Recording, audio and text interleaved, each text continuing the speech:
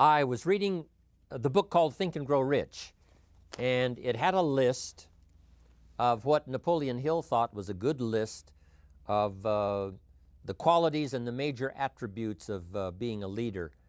And I thought it was such a good list. I made the list in my own notes, and now the purpose is for me to get my notes into your notes, to get what's in my head into your head, so that it won't stop with you, so that what we share here together today will be passed on, passed on. That's why I do what I do. I do take great pleasure in touching the people that I can see, shake hands with, say hello to, an audience that you can see. But I am also aware of the unseen audience that's being affected by whatever we do. So now I've got a chance to do that. And I think the way for me to be effective with all of you today, and then you pass it on to many people beyond what I can see, is just an exciting opportunity for me. Now let me give you this list. It's a pretty good list. Napoleon said, number one, a leader needs unwavering courage. And I don't know if I totally agree with the unwavering part of this or not, because sometimes our courage does waver a little. You know, bend but not break.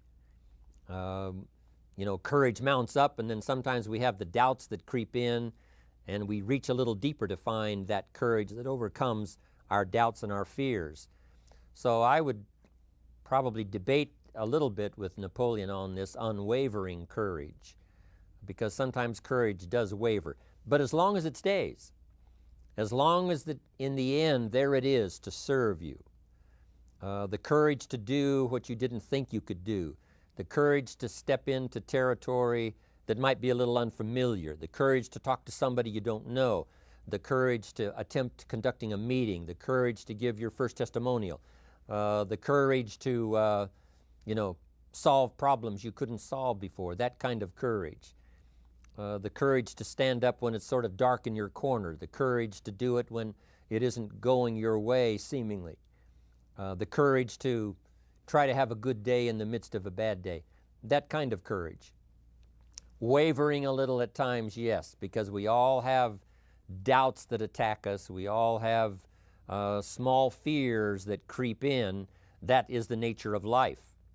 But that's what faith is all about. That's what courage is all about, to serve us when our doubts will not serve us well. Faith to overcome fear, and courage to overcome our doubts.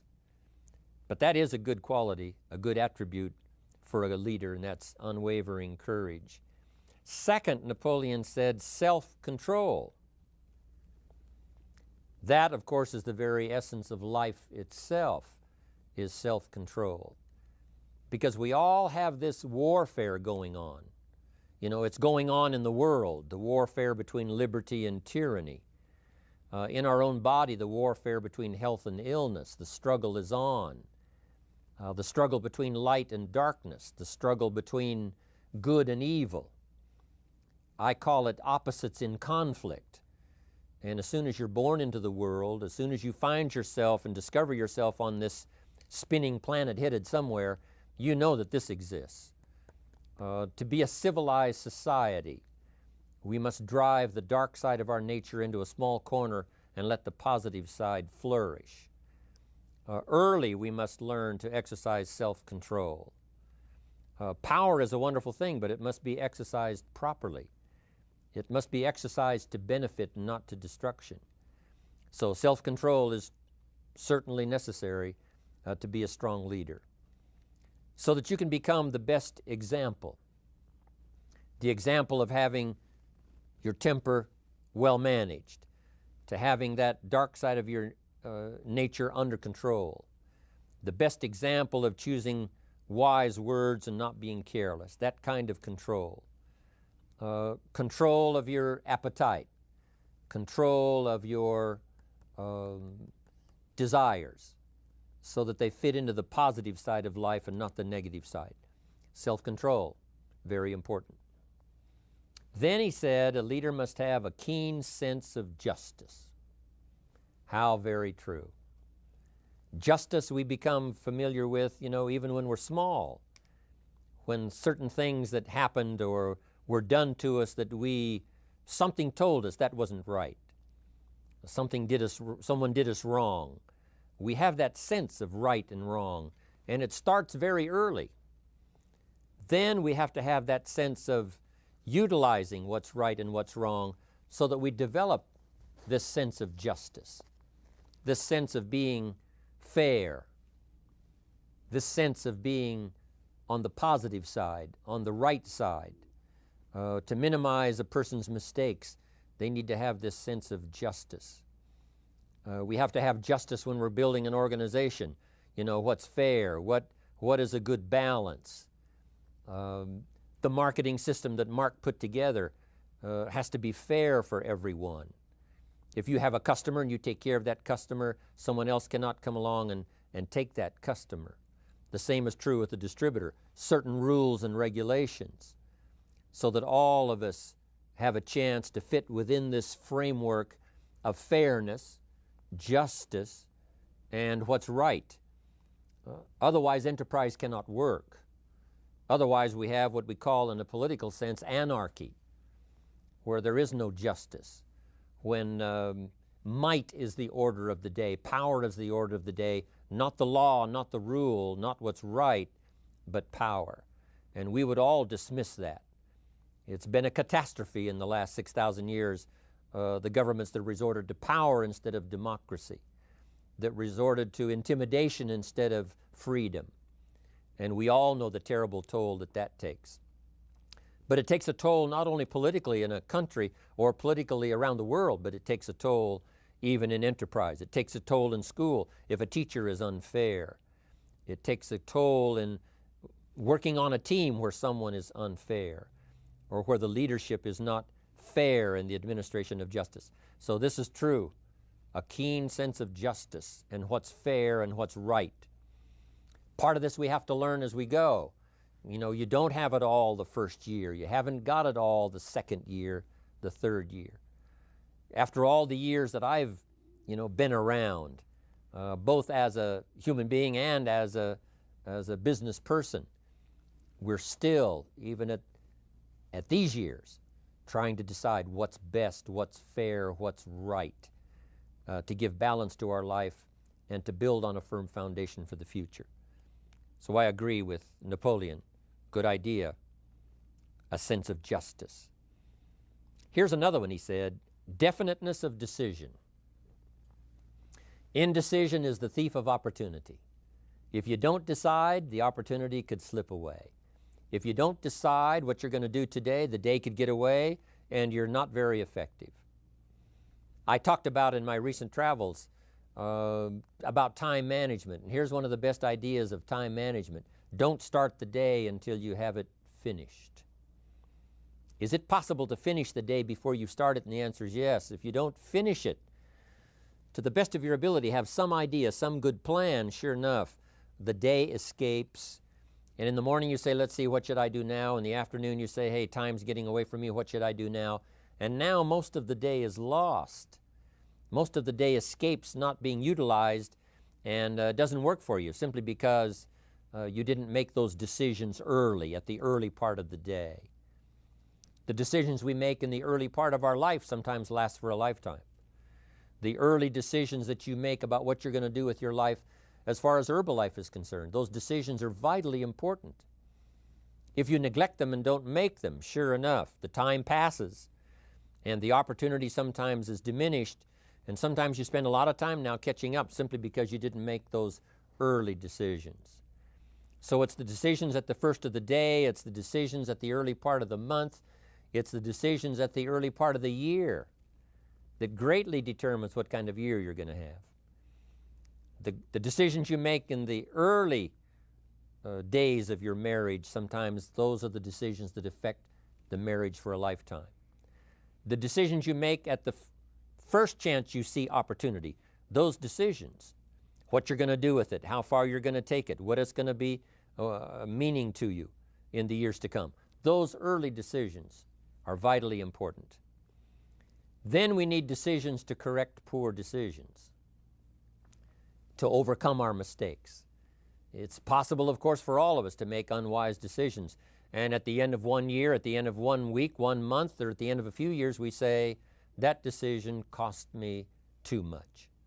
Cost me a lot of time, cost me a lot of money, cost me maybe a good relationship, cost me a chance to be productive. But as long as you're alive, there's still a chance to use new decision power to correct the mistakes of decisions that were bad in the past. All of us have the opportunity to do that, but I think Napoleon was right here too. You got to be definite in making decisions so that the opportunity doesn't pass you by. Take advantage. Here's the next one. Napoleon Hill said, a good leader has definite plans. How important that is. And of all the years, I think, to cash in on Herbalife's momentum and make some plans for the future, this has got to be one of the greatest years. Herbalife in these 18 years now has created some incredible momentum, not only in opening up the countries, but momentum in the refinement of our marketing, momentum in developing new products, momentum in developing our support system. The key is now for you to make plans to ride on that momentum.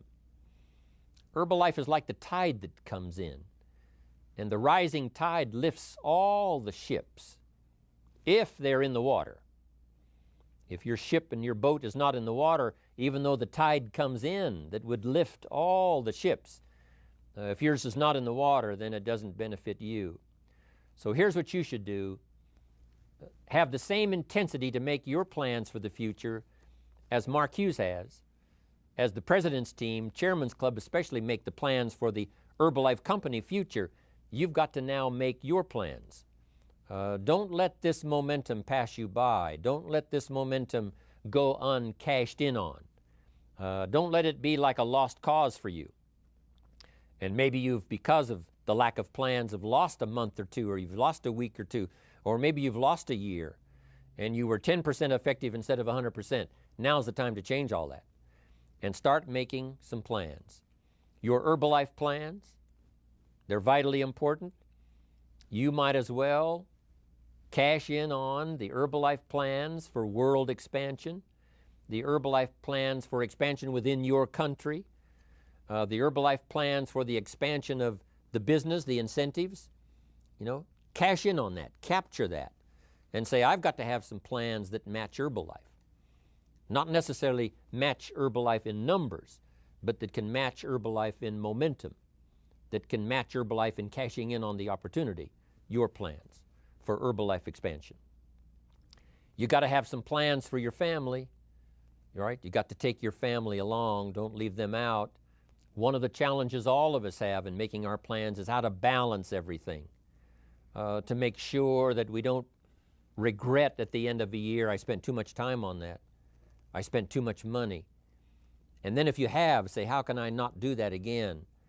And construct some better plans so that you won't have any regrets at the end of a year to come, 5 years to come, 3 or 4, 5 years to come. Definite plans.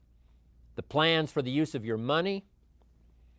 One thing I've admired about Mark Hughes since I've met him all those years ago, once he started becoming successful, he had a splendid plan, not only for his personal success in terms of financial security, but in terms of the company. Because Mark has to look after the company and make sure that the company is secure, that the company has plenty of reserves, so that no matter what happens around the world, and when you're doing business in 37 countries, you can imagine what the challenge is to make sure the plans for each country are there, the backup plans, the financial plans, as well as products and opportunity and marketing.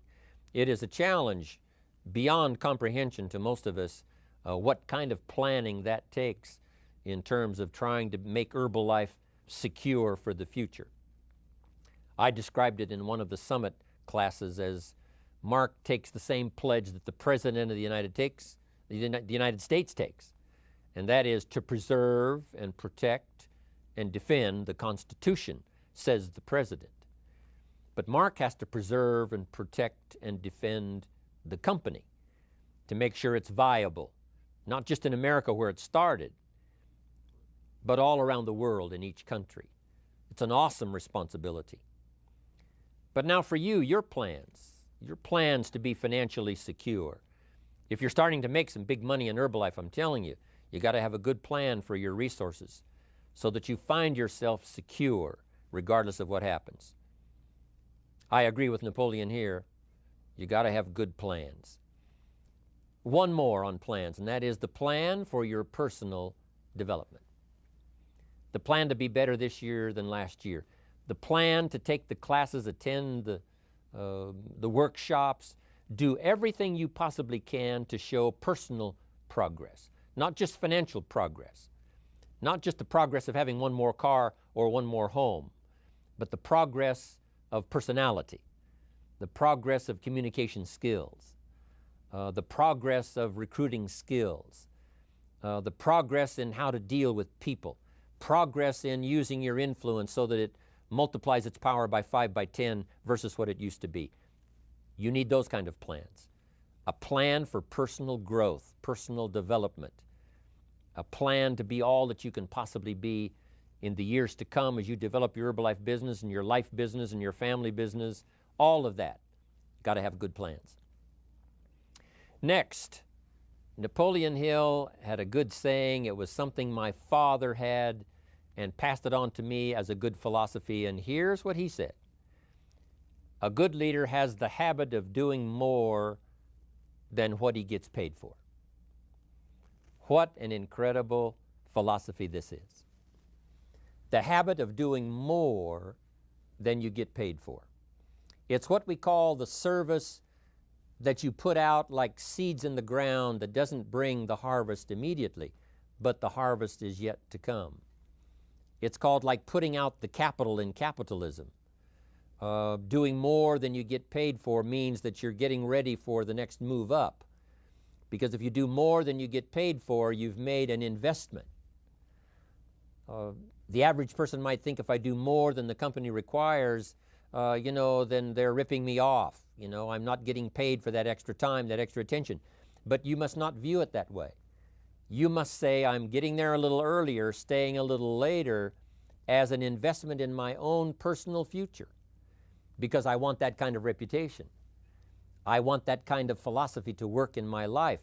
Do more than you get paid for. And this philosophy works incredibly well in Herbalife. You make the Herbalife sale of the Herbalife products. Now you must do more than you've gotten paid for. Right? They've got the product, you've got the money. But you can't stop your investment there. Now you must develop the investment in time, effort, and energy in turning that new customer into a testimonial. And sometimes that's the most difficult work, the work after the sale. Because the sale might be fairly easy. Someone says, hey, I've been looking for this product, I need it, here's my money.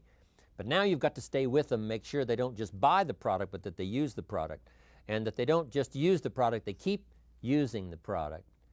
That's the work after the sale. But if you learn to make that kind of an investment and do more than you get immediately paid for, the payoff in the future can be fantastic.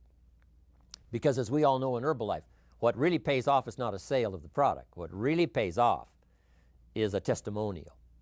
A testimonial that gives you more sales than you can keep up with.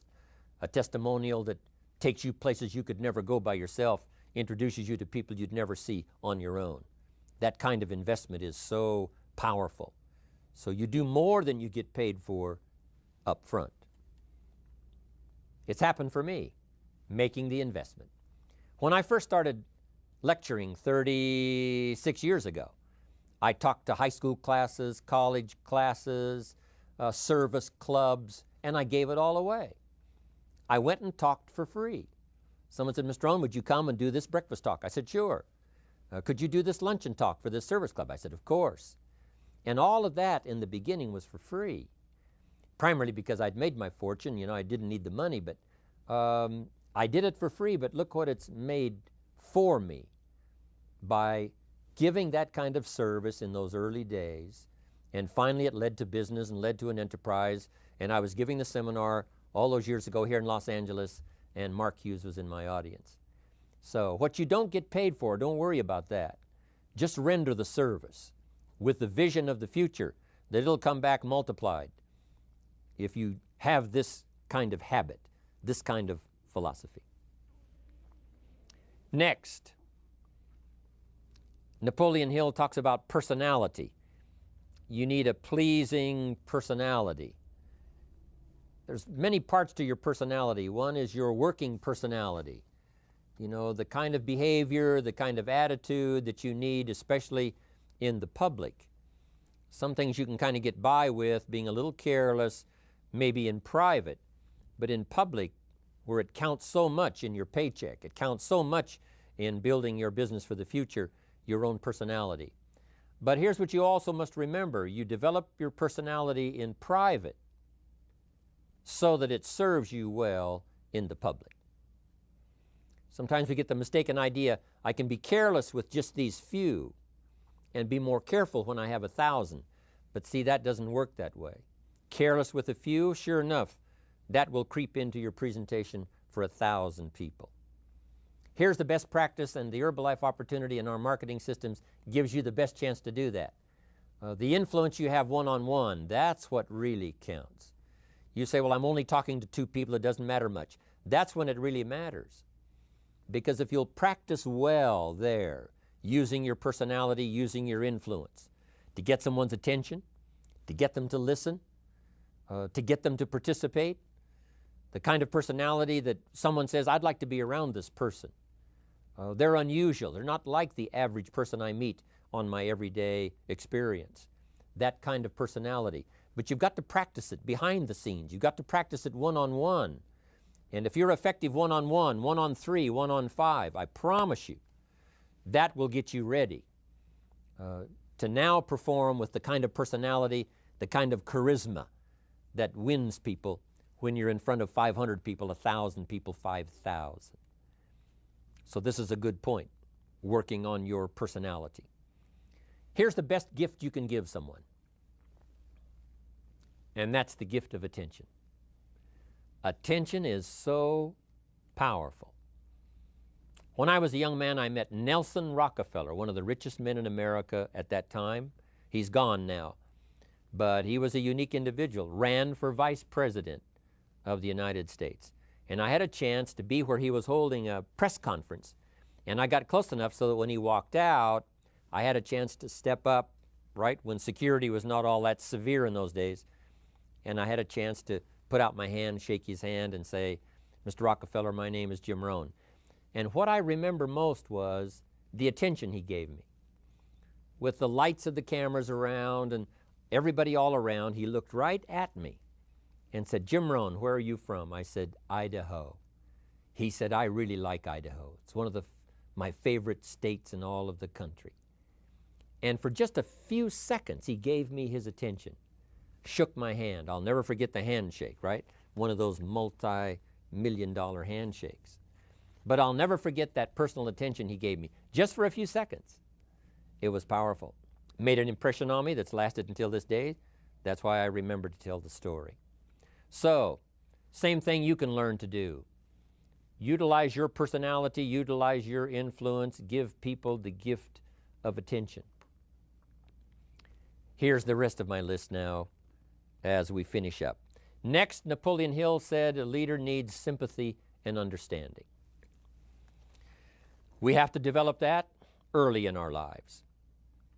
All of our lives, we have to look at those that are less fortunate than we are, those who need a helping hand, and especially now we learn to look at those who need an opportunity, those who need a change in their health, those who need a change in their life and in their lifestyle. It's this kind of sympathy and understanding that drove Mark Hughes to construct the company. It took that kind of understanding, that kind of sympathy, that kind of deep emotional feeling. Then Mark understood what it meant to be poor. He understood what it meant not to have. He understood what it meant to be short on finances, on resources. He understood what it meant to lack, a full formal education. He knew all of those lacks.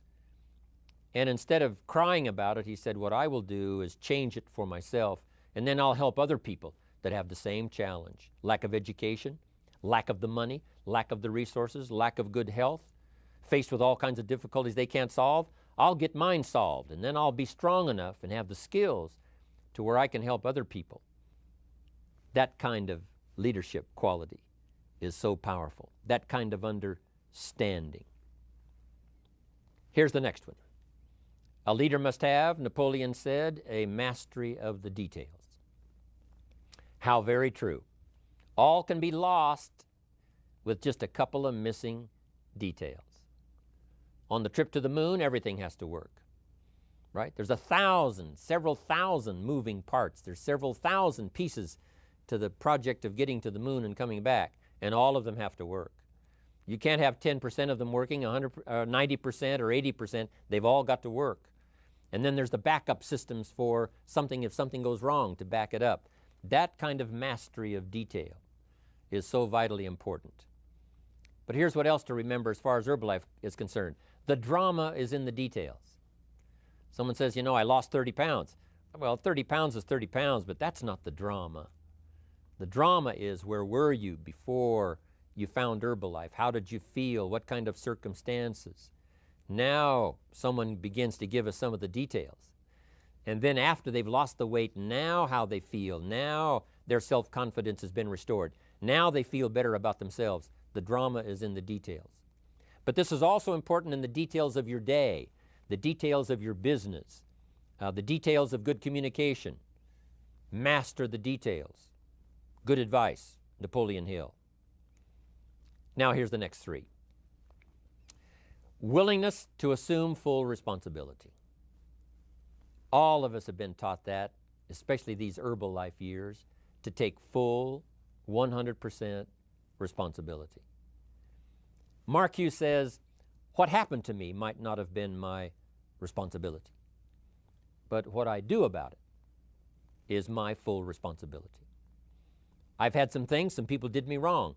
In his first couple of business experiences, he was done wrong. Some people ran off with the money. He was left holding the bag. But he said, that's what happened. And I was not responsible for what happened, but I am responsible for saying to myself, now, what am I going to do about what's happened? If a hailstorm destroys the farmer's crop, he wasn't responsible for that. But his responsibility now begins when the hailstorm is over, when he asks the question of himself, what should I do now? Now that this catastrophe is over, now that the damage is done, now what should I do about it? And a philosophy I've taught all these years, it's not what happens to you that determines your future. It's what you do about what happens that determines your future. And this is a major part of it, accepting full responsibility. If you've got an organization, you're conducting meetings, and you're the leader, the responsibility ends with you. Someone else may mess up, make some mistakes, still your responsibility. Some things over which you have no control, understandable. But what you do about it now, how you fix it, the diplomacy you use, the strategy you use, that's the kind of responsibility now that depends on you. Also, you've got to be responsible for your future. Nobody's going to fix it. No one else is going to design it. No one else is going to come along and say, hey, I will make sure it all works well for you. You've got to take all the input, you've got to take all the testimonials, all the teaching, all the training, all the influence, then you've got to have the responsibility of designing your life. You can design a life of prosperity, or you can design a life just to coast and get by. The responsibility belongs to you. Now here's the last two. Next is cooperation. One of the great things we learn in Herbalife is how to cooperate so that we take advantage of each other's ideas, we take advantage of each other's input, we take advantage of each other's enthusiasm, we take advantage of each other's testimonial, and we take advantage of each other's willingness to grow. That kind of cooperation has built Herbalife. In those early days, Mark got the group together. Jerry Shatanovich, Doug Stuntz, the rest, and made some plans to cooperate. Said, no telling what kind of powerful meetings we can have if we work together. No telling how many people we can affect, even right away, if we work together. You do this part, you do this part, I'll do this part, we'll make it work together, and we'll get the ball rolling. There's an ancient phrase that says, if two or three agree, nothing is impossible. If they agree on the same project, if they agree on the same vision, if they agree on how to get there, I'm telling you, nothing is impossible. Nothing can stand in their way. Just two or three. What's exciting about Herbalife is now we have more than 2 or 3. The president's team now is well populated. Even the chairman's club is growing. The millionaire team is awesome in its numbers as well as in its power. And the cooperation between all of us on the tabulator teams, as distributors, home office, support staff, 15th floor, wherever we come from.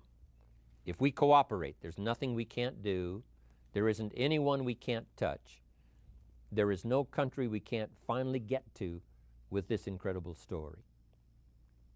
Cooperation. That's why I'm here, wanting to do my part, HBN, send out some ideas, give you some notes to take, something to think about and ponder, something to talk about with the people that you associate with and are building your business. That kind of cooperation is going to make this a powerful year. It'll get us to the 2 billion, 3 billion, 5 billion. But it'll get us to much more than just those numbers. It'll get us to a place of honor, respect, prestige, influence, feeling good about ourselves for the hard work that we're doing, cooperating with each other. I want to cooperate with you, helping build your business. All of us cooperate with the support system of Herbalife. We're on our way. We will have the billions. We'll have the stories. We'll have the experiences. Now here's the last one. Napoleon Hill said, a major attribute of leadership is vision. Vision is in many parts. One, a vision for your own course to follow. A vision for you, for yourself. A vision for your financial future. A vision for your health. A vision for your wealth. A vision for you to latch onto and make something out of.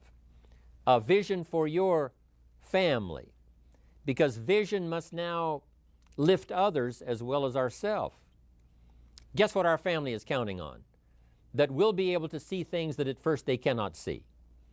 That we'll be able to look further into the future than perhaps they will be able to look. The same is true with your organization, the people that are around you. They're counting on your vision.